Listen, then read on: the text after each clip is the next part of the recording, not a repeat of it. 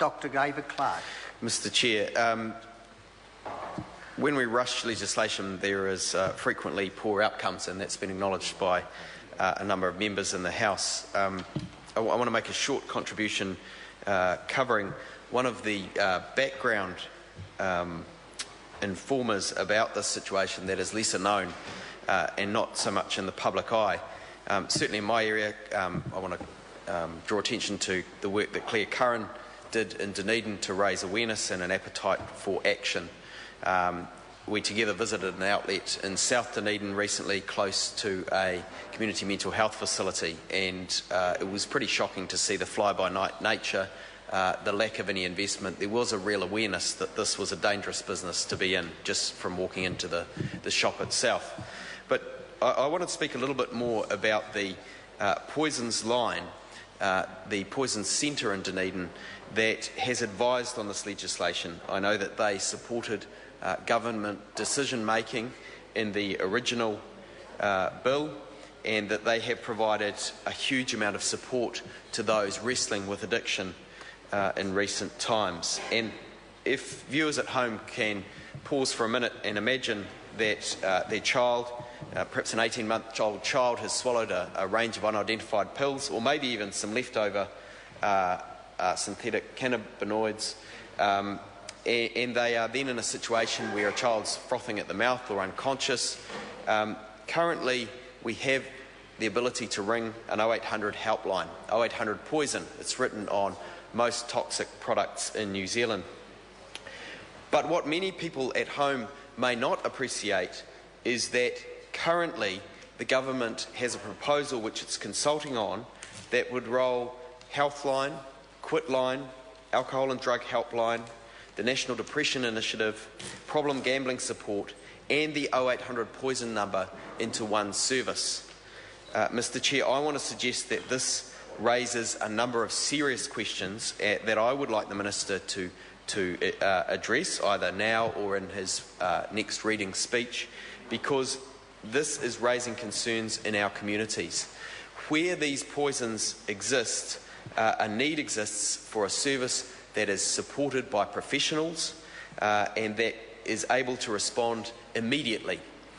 This proposal to roll these services into one service, one helpline, has been parodied on TV. I'm aware of a parody that literally imagines a scenario where the line is called and there's, if you'd like to speak to Healthline, press 1. If you'd like to speak to Quitline, press 2. If you'd like to speak to the Alcohol and Drug line, press 3. If you'd like to speak to the National Depression Initiative, press 4. If you'd like to speak to the Problem Gambling Support, press 5. And if your child is frothing at the mouth and unconscious, press 6 and please hold for the operator. Mr. Chair, this is an abominable thought. This is truly unacceptable that we would get to that point where people were waiting for such a service, where people were not able to immediately access a service, and this service, which supported the legislation, which the government consulted on, which this particular service that the government consulted in the formation of this legislation and in the legislation we're passing through the House now, and that the users of these substances have regularly used, is under threat.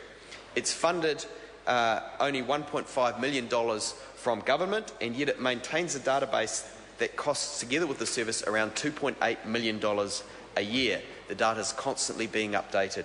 Now, this service is under threat. I would urge members of the public watching this debate, who are concerned about the 0800 Poison service going, for all of the advice it provided post 9/11 on chemical threats, for all of the advice it provides every day for addicts and for those people who have swallowed unidentified items, to contact the Minister of Health to express their concern. The current process that is being engaged in is called a constructive dialogue. At the start, when this proposal was launched, there was going to be a competitive tender process. That has since been shifted into what's called a constructive dialogue.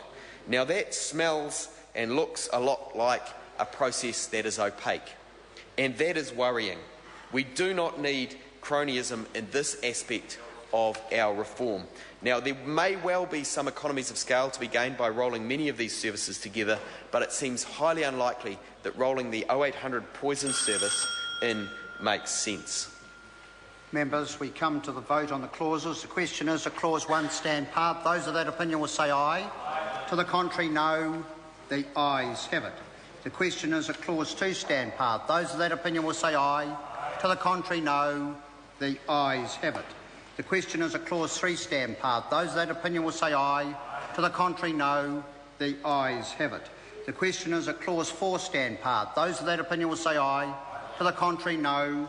The ayes have it. The question is, a clause 5 stand part. Those of that opinion will say aye. To the contrary, no. The ayes have it.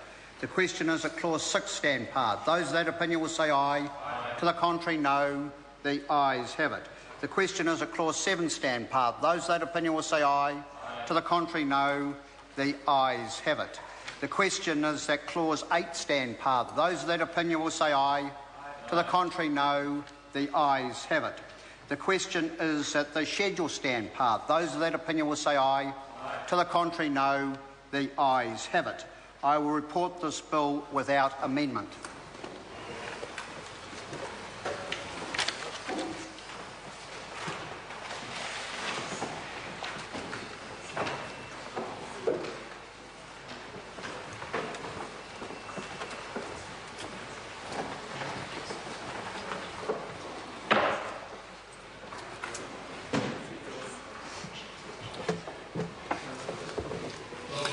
The House is resumed. Mr Chairman. Mr Speaker, the committee has considered the Psychoactive Substances Amendment Bill and reports it without amendment. Mr Speaker, I move that the report be adopted. The question is that the report be adopted. Those of that opinion will say aye. Contrary, no. The ayes have it. The bill is set down for third reading forthwith. Mr Speaker. Honourable Tony Ryle. Mr Speaker, I move that the Psychoactive Substances